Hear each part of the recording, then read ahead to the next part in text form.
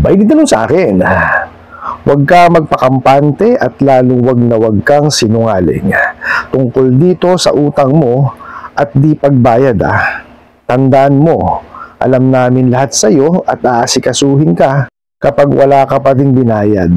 Tandaan mo, walang nakukulong sa utang, pero sa scam, estafa at pagnanakaw meron. Kaya magkusa ka magbayad. Hanggang 130 ka. Kapag wala pa din, mapapahiya ka at madaming madidistorbo. Alright, napakagandang katanungan po nito. Pero bago ho natin sasagutin, imbitahan ko ho muna sana kayo na pakisuportahan po sana ang aking mga social media accounts sa YouTube, Facebook, and TikTok. Walang yatong mga bugo katabusadong online lending apps na to, no? Sila pa may ganang magsabi na kayo daw ay scammer, estafador, at magnanakaw. Dahil talaga naman. Okay, ngayon ho, patutunayan natin dito sa video na to na kabaligtaran nyo sila yun. Diba ba? So, hihimayin ho natin itong pinadala sa inyong mensahe ng bugo katabusadong online lending apps. Okay. Sabi nga ho rito, wag daw ho kayong magpakampante at lalo daw wag sinungaling tungkol dito sa utang at di pagbabayad. Okay. Unang-una ho, hindi naman ho kayo nagpapakampante. Natataranta na nga kayo, di ba? Dahil nga sa kawalang yan itong mga bugo katabusadong online lending apps na to. Saan nila nakuha yung gano'n di ba? Alam ba nila yung nangyayari sa buhay po ninyo? Alam ba nila kung ano nararamdaman nyo sa ginagawa nyo ng mga kawalang yan? Mariosep. Tapos, wag daw din sinungaling tungkol dun sa anong ginagawa nyo kasi sinungalingan. Diba? Samantalang to silang mga nagsasabi ng kung ano-anong kasinungalingan. Para lang sila makasingil kuno kung ano-anong kasinungalingan na sinasabi. Diba? May sasabihin nilang meron silang kasamang pulis. May sasabihin silang meron ng na-file na demanda. Diba? Wala naman. Paulit-ulit na sinasabi yun. Asa na?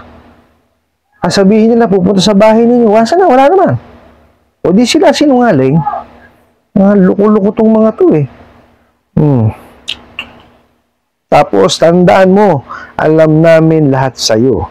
At aasikasuhin ka kapag wala ka ba ding binayad. Wow. Yun naman pala. Alam nyo naman po pala talagang lahat. Ba't di nyo puntaan sa bahay? Ba't di nyo singilin na maayos? Diba? Alam nyo naman pala lahat Mahirap yung sinasabi nyo na ganyan alam nyo lahat.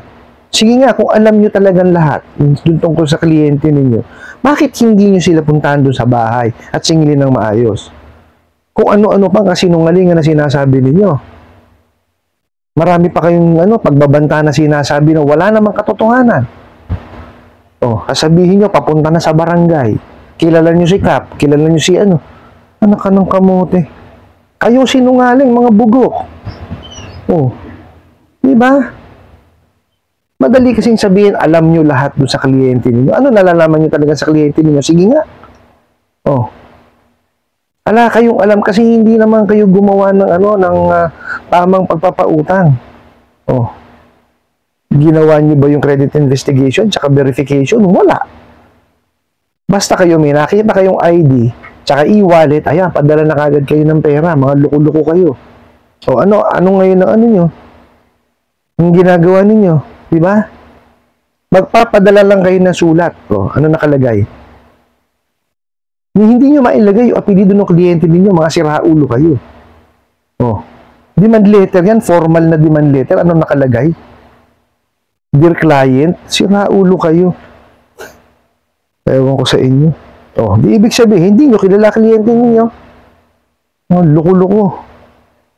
Tapos, tandaan mo, ito na, walang nakukulong sa utang. Totoo po, wala akong nakukulong sa utang kung utang at utang lang na hindi nabayaran. Not unless, pagka yan, ginawan ng kalokohan. Ibig sabihin, kalokohan, nilinlang at niloko. Para siya ay makahiram. Yung pagsasubmit ng peking dokumento, peking information, yan. May kulong yun. Ang tawag doon is estafa. Hindi stapa. Bugok. Tapos meron pa po, pag kayo'y nagpatalbog ng cheque.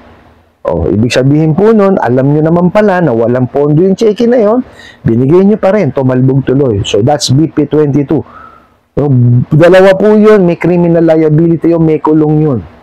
Yun lamang ho, no, ang mga tawag dito, mga magiging kaso nyo, pagka kayo po tawag dito, nanlinlang at saka nagpatalbog yun. Hindi pero sinasabi nito mga bugok na to, nako, ewan ko. Sinasabi daw ho dito. Pero ulitin ko ho, tandaan, walang nakukulong sa utang, pero sa scam, stapa, sabi stapa at pagnanakaw meron. Ulit, simulan natin. Scam. Sino ba scammer? Diba sila? Paano kung sinabing scammer yung mga bugok na yan? Ano i-advertise? Sige nga, sasabihin up to 120 days, 150 days, 180 days. Pero pag putok ng bola, 7 araw. Tapos sasabihin, ang interest, ito lang. Pag putok ng bola, walang 50% Tapos hindi pa sinasabi yung obligasyon ng kliyente. Di scam. Diba?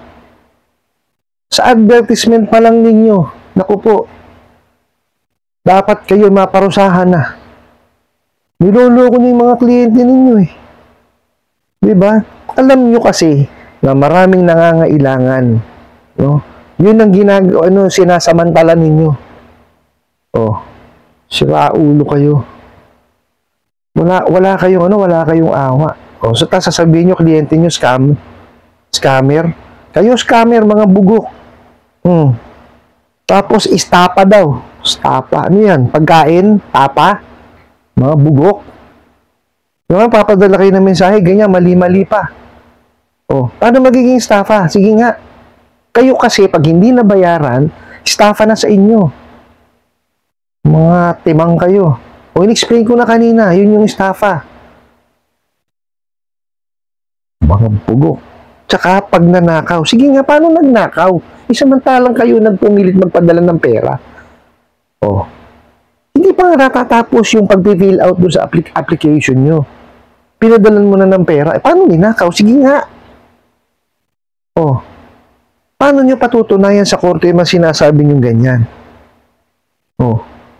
Nasasabihin nyo scam, estafa, tapos pag nanakaw. Sige nga, paano nyo patutunayan sa korte yan? Kailangan patunayan nyo sa korte yung sinasabi nyo na yun. Alam nyo ba pag nanakaw? Ang pagnanakaw po, yun yung pagkuha ng isang bagay na walang paalam. Samantalang kayo nagpumilit doon sa kliyente nyo. Diba? Nakita nyo may e-wallet, pinadala nyo na. Hindi pa nga tapos. Mag-apply. Sinusulat pa lang itinatype pa lang. Tinatype pa lang yung kanilang information. Pinadala nyo na ng pera. Tama ba ang pagpapautang nyo? Sasabihin nyo pag nanakaw, sira ulo kayo. Sige nga. Mahirap patunayan yung sinasabi nyo na yan. Kayo, mahilig lang kayo magagawa ng ganyang klaseng mensahe para manakot. Doon sa nagpadala ng katanungan na yan, wala akong katotohanan yan. Paano kayo magiging scammer? Paano kayo nangistapa? Paano kayo nagnakaw? Sige nga Masakit lamang kasi, dito kayo nakapangutang sa mga bugok at abusadong online lending apps. Kaya nga sinabi ko sa inyo, huwag niyong tangkilikin yung mga bugok na yan Di ba? Aminin na natin. Kasi tayo mga Pilipino, mainipin. Di ba? Doon tayo mag-apply sa mga legitimate, sa bangko. Yan sa mga financing. Matagal talaga. Kasi gano'n naman kasi ang talagang proseso ng pagpapautang May katagalan talaga yan. Ini-evaluate kasi yan. Dumadaan sa proseso ng credit investigation yan, saka ng verification. And after that, kailangan niya i-evaluate yan. Kayo rin lang naman din po ang iniisip ng mga lending, financing at bangko. Kasi kung hindi pa talaga kayo handa mentally and financially, ay hindi ko talaga kayo pahihiramin yung mga yan. Totoo po yan. Yan yung sinamantala nitong mga bugok at abusado online lending apps na yan. Masyadong pinadali ang pagpapautang na mali. O, tingnan nyo nangyayari, di po ba? Lahat ho ng bagay, dapat yan dumadaan ho sa proseso. Pag kaya minadali ho natin, talagang walang mangyayari sa atin. No? So, yung sa inyo po, nandyan na rin lang kayo, nabaon na kayo, ipag-ipunan nyo siya, tsaka nyo ho siya bayaran. Yun lang naman po ang solusyon dyan eh. Sundin nyo na lang po kung ano yung nasa ceiling on interest rate.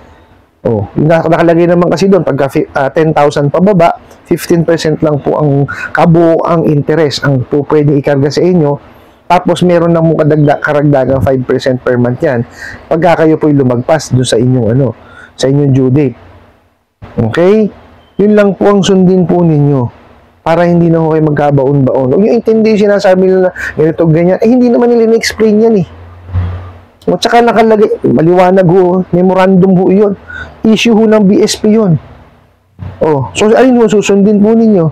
Di po ba? So, syempre, kung ano yung sinilabas po ni BSP. O, gusto pa nila sa korte pa makarating. Maliwanag yan. Pagka sobra na, exorbitant na yung interest, babawasan yan. Oh, ano gusto ho nila? Di ba? So, sundin nyo na lang po yung nasa ceiling on interest rate. Ano po? I hope nasagot ko po itong katanungan na to at sana po yung makatulong. Maraming salamat po sa inyong walang sawang pagsuporta at panonood sa aking mga videos. Maraming salamat po sa inyong pag-like, pag-share, pag-comment at pagtatanong. And kunin ko na rin po itong opportunity na to na imbitahan po sana kayo na pakisuportahan po sana ang aking mga social media accounts sa YouTube, Facebook, and TikTok. Hanggang sa muli po, yun lang.